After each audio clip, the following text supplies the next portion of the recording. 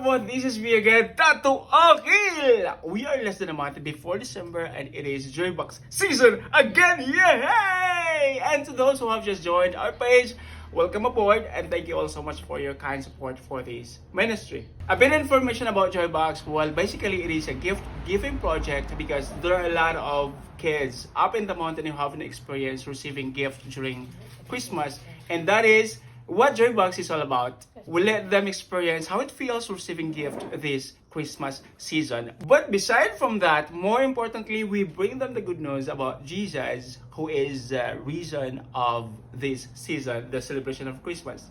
Oh, we did it last year and we were able to collect almost 800 joy boxes na distribute mo sa mga communities diri sa nearby sa akong IP communities, everyone. And this year, we are praying to collect more than 1,000 joy boxes because we are going to reach all these 10 communities up in the mountains. And for the information of everybody who would like to be part of this movement, each joy box is worth 250 pesos. And I am here right now knocking at your door, guys, to be part of this project. Kung gusto mo mag-support ano nga project, because we could not do it alone without your support, guys.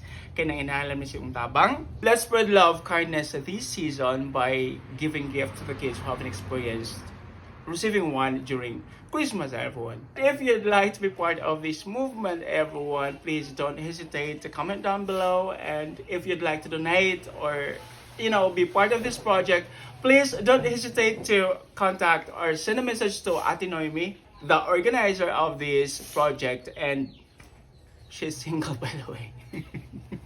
Ate Noemi, shout out.